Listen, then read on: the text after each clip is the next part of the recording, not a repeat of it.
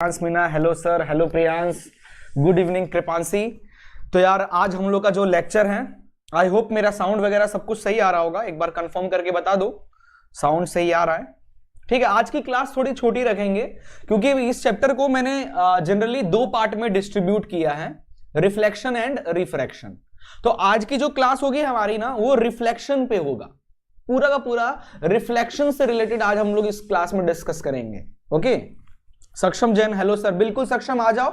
बहुत ही प्यारी क्लास रहेगा, ज्यादा देर की क्लास नहीं, कोशिश करेंगे 1 घंटे के अंदर अपन आज की लेक्चर को खत्म करें किसी भी हाल में। ठीक है, 1 घंटे के अंदर आज की क्लास को खत्म करेंगे। और आज की क्लास में लाइट में ना रिफ्लेक्शन का टॉपिक हम लोग कवर अप करने वाले हैं। सिर्फ और सिर्फ रिफ्लेक्शन ही कवर करेंगे क्योंकि दोनों टॉपिक अगर एक साथ पढ़ेंगे तो बहुत बड़ा हो सकता है, 3 घंटे की वीडियो बन जाए, है ना, क्योंकि तुम लोगों को भी पता है ये चैप्टर कितना लेंथी चैप्टर है। ठीक है, तो हम लोग आज सिर्फ और सिर्फ रिफ्लेक्शन टॉपिक को कवर करेंगे और इसके अंदर क्या क्या कंटेंट हम लोग को पढ़ना है अभी मैं आपको वीडियो में बताने वाला हूं, एंड देन इसका क्वेश्चन आंसर्स वगैरह स्टार्ट करेंगे लगाना। ठीक है, चलिए तो फिर अभी तक अगर चैनल को लाइक नहीं किया है, वीडियो को लाइक कर दीजिए, जल्दी से ग्रुप में शेयर कर दीजिए वीडियो को। जो भी नए लोग हैं अपने ग्रुप में शेयर कर दीजिए ताकि वो बच्चे भी पढ़ाई कर पाए। ठीक है, चलिए तो अगला टॉपिक हमारा स्टार्ट हो रहा है यहां पे, स्फेरिकल मिरर। ये हमारा इस चैप्टर का सेकंड टॉपिक है, स्फेरिकल मिरर की कहानी। तो स्फेरिकल मिरर क्या होता है? कंसीडर अ हॉलो, इस तरीके का, देखो स्फेरिकल मिरर इस तरीके स्फीयर शेप में इस तरीके का मिरर होता है जिसका वन पार्ट जो है ना वो कॉन्वेक्स होता है और उसका दूसरा जो पार्ट होता है ना वो होता है हमारा क्या बोलते हैं, कॉनकेव सरफेस की तरफ, है ना। ये हमारा कॉनकेव हो गया, ये हमारा कॉन्वेक्स हो गया। तो अगर स्फेरिकल मिरर को दो पार्ट में कट करें तो एक कॉनकेव मिलेगा, दूसरा कॉन्वेक्स की तरह बिहेव करेगा। ठीक है, चलिए अब जरा देख लेते हैं। तो स्फेरिकल मिरर हमको पता है 2 टाइप के होते हैं, एक होता है कॉन्वेक्स मिरर और एक होता है कॉनकेव मिरर। हम ध्यान देना, मिरर की बात कर रहे हैं, पूरा रिफ्लेक्शन टॉपिक में, पूरा का पूरा रिफ्लेक्शन में हम लोग मिरर मिरर मिरर ही करेंगे। ठीक है, चलिए तो कॉन्वेक्स मिरर कैसा होता है? कॉन्वेक्स मिरर, पहले तो कॉनकेव मिरर को समझो। कॉनकेव, केव मतलब गुफा, और गुफा हमेशा कैसी होती है? ऐसी होती है। तो याद करने का तरीका है। ठीक है, गुफा हमें, ये देखो यहां से घुसोगे ना अंदर, ये गुफा हमेशा इस तरीके से कर्व होती है। तो ये हमारा हो गया कॉनकेव मिरर, और इसी का उल्टा कर दें तो ये हमारा बन जाएगा कॉन्वेक्स मिरर। ठीक है, तो कॉन्वेक्स मिरर में क्या होता है? रिफ्लेक्टिंग सरफेस जो होता है ना, convex, in this mirror reflecting surface is convex, it is diverge the light, so it is called diverging mirror भी इसको कहा जाता है। देखो यहां पे जो रिफ्लेक्टिंग सरफेस होता है किस आउटवर्ड की तरफ होता है, ठीक है ना, ये हमारा आउटवर्ड है ना, यहीं से चीजें, ये आउटवर्ड होता है, आउटवर्ड होता है। जो भी लाइट्स आके इस पर टकराएगी कैसे, जो डाइवर्ज जाएगी, मतलब फैल जा रही है। आप देखो ना, यहाँ पे लाइट आ रही है, यहाँ लाइट आ रही है, इस तरीके से बाहर की तरफ भाग जा रही है। यहाँ भी देखो लाइट आ रही है, बाहर की तरफ भाग जा रही है। तो क्या हो जा रही है, ये क्या हो जा रहा है, इस फिनोमेनन को डाइवर्जिंग, इसलिए इसको डाइवर्जिंग मिरर भी कहते हैं। वहीं कॉनकेव मिरर जब होता है, देखो यहाँ पे जो भी लाइट आएगी एक पॉइंट पे कन्वर्ज हो जाएगी। तो यहाँ पे क्या हो रहा है, यहाँ पे हमें क्या दिख रहा है, कन्वर्जिंग मिरर। तो इसको कन्वर्जिंग मिरर भी कहा जाता है। और इसका जो रिफ्लेक्टिंग सरफेस होता है वो कैसा होता है, कर्व इनवर्ड। इसका रिफ्लेक्टिंग सरफेस जो होता है वो इनवर्ड होता है। ठीक है, इस चीज को याद रखिएगा। आगे चलते हैं। Common term of spherical mirror के कुछ कॉमन टर्म्स हैं जो आप लोग को बहुत अच्छे से पता तो होगा, बट जल्दी एक बार एक्सप्लेन कर दे रहा हूं। तो देखो यार, यहाँ पे ये एक मिरर है, मिरर की सेंटर एक लाइन होती है। कोई दोनों मिरर की बात, दोनों मिरर यहां बना हुआ है, देखते चलना एक साथ। ठीक है, सेंटर लाइन को हम लोग प्रिंसिपल एक्सिस कहते हैं। ठीक है, मिरर का जो कर्व है ना, उस कर्व को इस तरीके से एक्सटेंड करोगे तो एक सर्कल बनेगा, उसका सेंटर सी कहलाता है। तो मिरर का जो सी होता है उसको सेंटर ऑफ कर्वेचर कहते हैं दोनों में। ठीक है, सेंटर ऑफ कर्वेचर और पोल के सेंटर का जो डिस्टेंस होता है ना उसको फोकस कहते हैं। ठीक है, फोकस कहा जाता है। क्लियर हो गया। मिरर पे प्रिंसिपल एक्सिस जिस पॉइंट पे मिला है, इस पॉइंट को हम लोग क्या कहते हैं, पोल कहते हैं। क्लियर हो गया। और ये हमारा जो मिरर आपको दिख रहा है ये हमारा कॉनकेव मिरर है और ये हमारा कॉन्वेक्स मिरर है। अपर्चर होता है, अपर्चर क्या होता है, जो भी मिरर का ये पूरा लेंथ, इस लेंथ को पूरा कहा जाता है अपर्चर ऑफ मिरर। जो रिफ्लेक्ट, जो काम करे, बिहेव लाइक अ मिरर, जो काम करे, जितना पार्ट मिरर का, वो पार्ट जो वर्क करे उसको हम लोग अपर्चर कहते हैं या अपर्चर लेंथ। ठीक है, तो सेंटर ऑफ कर्वेचर और फोकस है ना, फोकस के बीच में क्या रिलेशन है। ठीक है, अब देखो यहां से यहां तक के डिस्टेंस को कहेंगे सेंटर ऑफ कर्वेचर, यहां से फोकस से पोल के डिस्टेंस को कहेंगे फोकल लेंथ। ठीक है, क्या कहेंगे, फोकल लेंथ। तो फोकल लेंथ और सेंटर ऑफ कर्वेचर का क्या रिलेशन है, देखो ना, उसके आधे पे बन रहा है। तो फोकल लेंथ क्या हो जाएगा, सेंटर ऑफ कर्वेचर यानी sorry radius of curvature, centre of curvature से, है ना, सेंटर ऑफ कर्वाचर से, इसको मिटाता हूं यार, थोड़ा सा गलत हो गया। सेंटर ऑफ कर्वाचर से मिरर तक की दूरी को हम लोग कहते हैं रेडियस ऑफ कर्वाचर, आर से डिनोट करते हैं। फोकल लेंथ से यहां तक को कहा जाता है फोकल लेंथ, फोकस से पोल तक की डिस्टेंस को फोकल लेंथ एफ से डिनोट करते हैं। इन दोनों के बीच का रिलेशन क्या है? जो फोकल लेंथ है बेटा वो रेडियस ऑफ कर्वेचर का या सेंटर ऑफ कर्वेचर का आधा होता है। ये बहुत इंपॉर्टेंट रिलेशन है, आप लोग को याद रखना है, ठीक है। लीजिए क्वेश्चन नंबर 1, बताइए क्या आंसर होगा।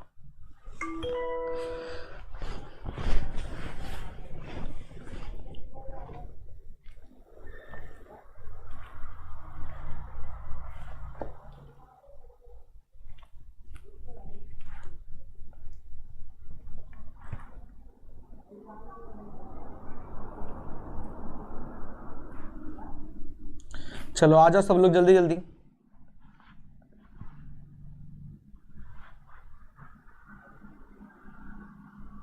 चलो आने लगा आंसर, रितिका का आंसर आ गया क्वेश्चन 1 का बी। तो कह रहा था surface of spoon curve inward can be approximated. Spoon देखा है ना बेटा, स्पून ऐसा होता है ना, स्पून ये हमारा चम्मच, चम्मच का जो अंदर का जो सरफेस होता है, अंदर वाला सरफेस जो होता है, ये हमारा आउटवर्ड है ना, इनवर्ड है। ये किसकी तरफ होता है? कौन से मिरर की तरफ? क्या आंसर आ रहा है सबका? बी बी बी, सबको पता है ये चीज, कॉनकेव मिरर होता है। कॉनकेव मिरर कैसा दिखता है? ऐसा दिखता है। तो स्पून का जो अंदर वाला पार्ट होता है they behave like a concave mirror. बिल्कुल सही है आप लोग का आंसर, बिल्कुल 100% सही आंसर दे रहे हो आप लोग, ठीक है। चलिए आगे चलते हैं, आगे चलते हैं। क्वेश्चन नंबर 2, जल्दी जल्दी बताइए। The centre of reflecting surface of a spherical mirror is a pointed called, ठीक है। रिफ्लेक्टिंग सरफेस का सेंटर जो होता है उसको क्या कहते हैं? The centre of reflecting surface of spherical mirror is a point called, क्या कहते हैं? Centre of curvature, focus, pole या नन ऑफ एबव? जल्दी। Study with Vanya, hello hello Vanya, welcome. आ गया क्वेश्चन 2 का, रितिका का आ गया, कृपांशी का भी आ गया। ए ए ए सेंटर, फंस रहे हो, सब फंस रहे हो भैया। पोल कहते हैं, क्या कह रहा है? रिफ्लेक्टिंग सरफेस का पूछ रहा ना बेटा। जैसे ये कॉनकेव मिरर है, मान लो ये कॉनकेव मिरर है, तो कॉनकेव मिरर का यही हुआ रिफ्लेक्टिंग सरफेस। इसका सेंटर यानी इसका सेंटर ये पूछ रहा है, पोल। थोड़ा सा गलती करोगे पढ़ने में बैंड बज जाएगी। क्या आंसर कर रहे हो? पोल होगा आंसर, ठीक है।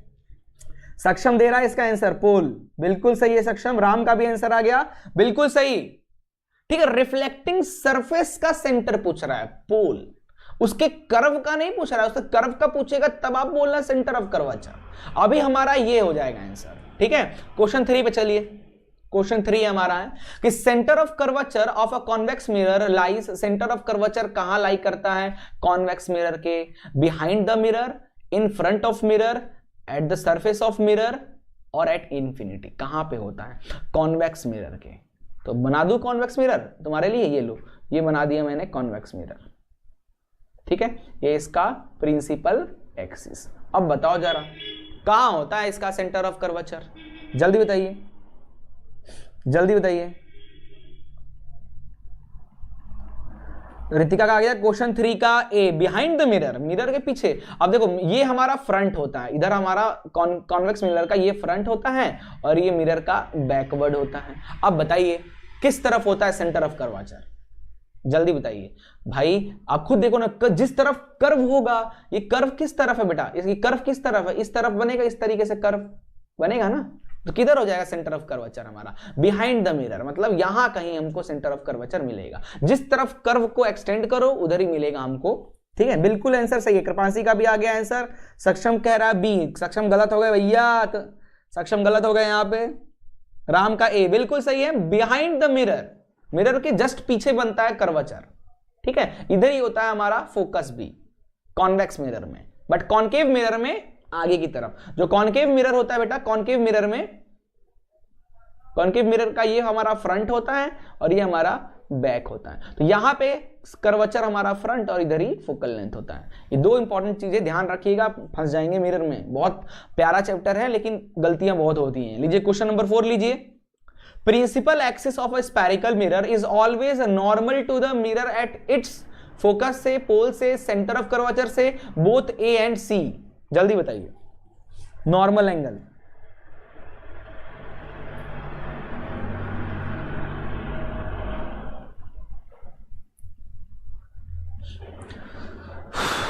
क्वेश्चन 4।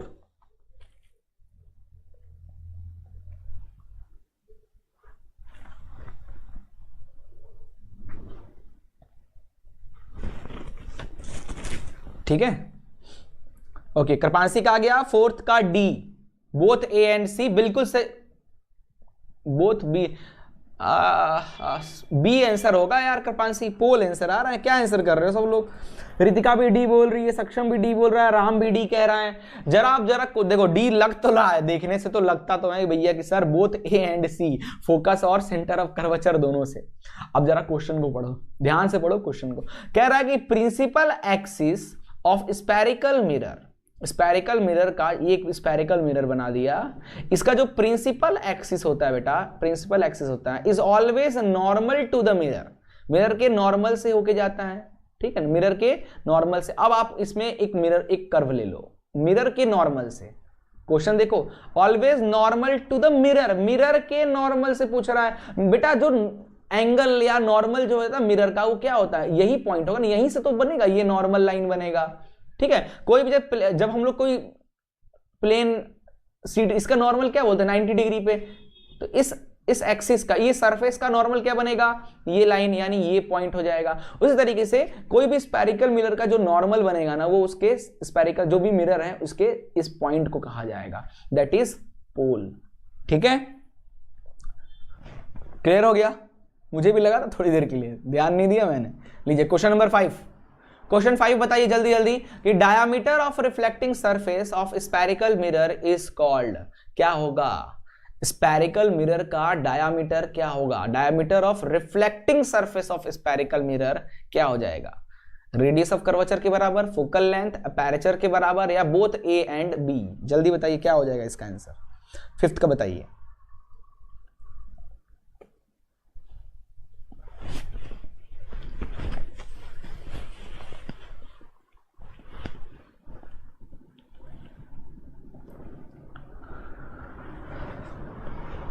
चलो, रितिका का मैसेज आ गया। क्वेश्चन 5 का ए कह रही है। क्वेश्चन 5 का बेटा अपैरेटस होगा। ठीक है, डायामीटर ऑफ रिफ्लेक्टिंग सरफेस का जो डायामीटर पूछ रहा है ना, ध्यान देना, फंस रहे हो क्वेश्चन में। किसका पूछ रहा है? पूरे पूरे का नहीं पूछ रहा ना, रिफ्लेक्टिंग सरफेस जो है सिर्फ उसका पूछ रहा है। उसके डायामीटर को क्या कहते हैं? जैसे मान लो ये हमारा कौन सा मिरर है? ये हमारा कॉनकेव मिरर है। क्या सब लोग कह रहे हैं? कृपांशी कह रही है सी, अपैरेटस। चलो इसका सही आ गया। अब रितिका ने भी डिलीट करके सही आंसर डाल दिया। राम का भी सी है। ठीक है, जो देखो स्फेरिकल मिरर में बहुत सारा पार्ट किसी काम का नहीं होता, जो पार्ट रिफ्लेक्टिंग जी काम का पार्ट है, तो हमारा काम का पार्ट कॉनकेव और कॉन्वेक्स ही होता है। तो ये इसके डायामीटर को क्या कहेंगे, यानी इसके डायामीटर को क्या कहा जाएगा? तो इसको क्या कहते हैं बेटा लोग? अपैरेटस कहा जाता है। ठीक है, बिल्कुल बिल्कुल बिल्कुल सक्षम से। रितिका गलत हो गई, बिल्कुल सक्षम, 100% सही। लो क्वेश्चन नंबर 6 ले लो, जल्दी बताओ। A concave mirror of radius 30 centimetre is placed in water. ठीक है, एक कॉनकेव मिरर है, बना लो एक कॉनकेव। जल्दी से, जब ऐसा क्वेश्चन है तो तुरंत पहला फोकस कॉनकेव मिरर बना लो, प्रिंसिपल एक्सिस बना लो। रेडियस दिया है, ऑफ रेडियस दिया है कितना? 30 सेंटीमीटर, यानी इसका रेडियस दिया, यानी सेंटर ऑफ कर्वेचर से इसकी दूरी है ना, ये दिया है कितना? 30 सेंटीमीटर। कह रहा है वाटर में डाल दो। Its focal length in air and water differs by, focal length में कितना डिफरेंस होगा? जब आप एयर में रखो, एयर में इसका फोकल लेंथ कितना आएगा निकाल लो, है ना, और फिर इसी को पानी में डाल देना, और फिर जो फोकल लेंथ आएगा निकाल लो। ठीक है, तो उन दोनों फोकल लेंथ में क्या डिफरेंस आएगा? क्वेश्चन 6 का 15, रितिका कह रही है 15, सक्षम कह रहा है, कृपांशी भी, सब एक ही डायरेक्शन में भागते हो। सब एक ही अरे डिफरेंस पूछ रहा है, क्या डिफर करेगा हवा में रखने से और पानी में रखने से? फोकल लेंथ पे क्या डिफर करेगा?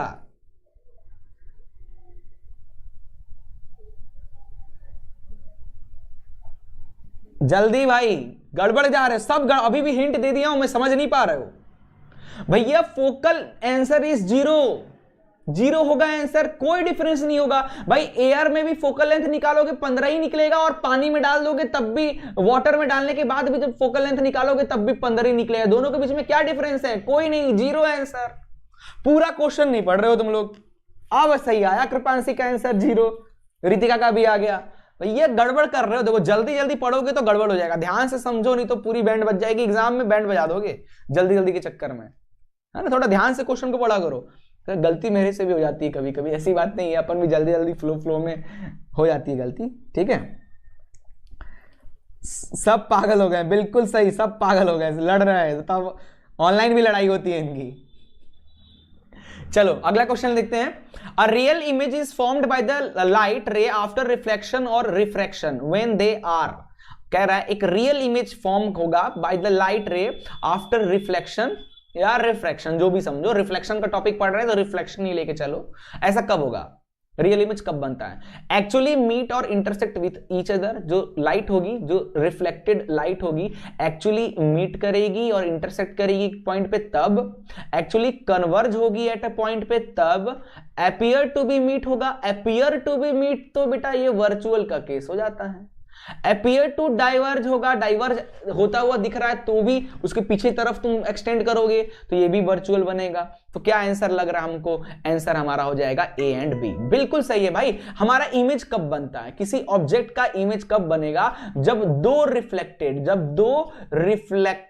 रेज आपस में क्या करेंगे, दो रिफ्लेक्टेड रेज आपस में जब ज्वाइंट होंगे तब, ठीक है, तब जाकर हमारा इमेज बनता है। याद रखिएगा, एक इंसिडेंट रे हो, एक रिफ्लेक्टेड रे हो, अगर दोनों मिलेंगे तो इमेज जो है वो नहीं बनेगा, है ना। दोनों रिफ्लेक्टेड रेज होनी चाहिए, दोनों रिफ्लेक्टेड रेज होने चाहिए, और जब वो मिलेंगे ना तब जाकर हमारा इमेज बनेगा। इस कॉन्सेप्ट को ध्यान में रखिएगा, ठीक है। बिल्कुल सही आंसर आ रहा है। चलिए आगे क्वेश्चन है, explain why a ray of light passing through a centre of curvature of a concave mirror gate reflected along the same path. कह रहा है कि जो सेंटर ऑफ कर्वेचर से जब कोई लाइट जाता है तो वो उसी एंगल पे क्यों, उस पे क्यों डाइवर्ज हो जाता है। क्या रीजन लिख देना, तो बता देना कि ऐसा इसलिए होता है कि सेंटर ऑफ कर्वेचर से जब लाइट आती है ना, तो जब वो जो हमारा मिरर का जो नॉर्मल होता है ना, मिरर का जो नॉर्मल है उसी पे आती है, तो एंगल आई की वैल्यू 0 हो जाती है, तो एंगल आर भी हमारा 0 ही होगा ना। इसलिए जिस पाथ से लाइट आती है उसी पाथ से वापस चली जाती है, ठीक है। याद रखिएगा कॉन्सेप्ट को, ठीक है। चलिए आगे चलते हैं। अगला क्वेश्चन है, define the radius of curvature को डिफाइन कीजिए, ठीक है, स्फेरिकल मिरर के।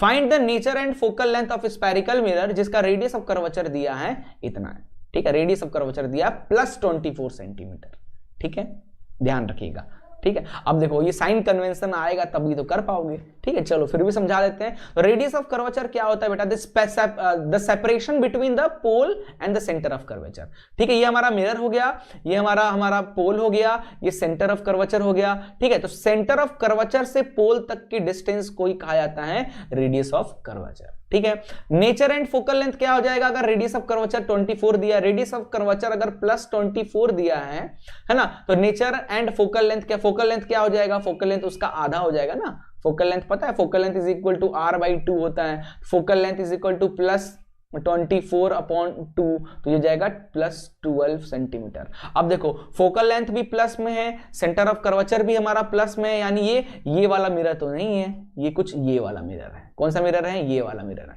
क्योंकि हमको पता है ना, मैथ्स में पढ़ते हैं ना, ये प्लस वाली साइन, इधर की सारी चीजें क्या होती है, प्लस होती है, इधर की सारी चीजें माइनस होती है। तो यहाँ पे प्लस आ रहा है ना, सेंटर ऑफ कर्वेचर भी प्लस में है, फोकल लेंथ भी प्लस में है, यानी ये वाला मिरर का बात कर रही है। कौन सा मिरर है, कॉन्वेक्स मिरर की कहानी का। और कॉन्वेक्स मिरर में इमेज हमेशा कैसा बनता है, वर्चुअल एंड इरेक्ट बनता है, ठीक है। ये कॉन्सेप्ट को रखिएगा, आपको इजीली आंसर मिल जाएगा, ठीक है।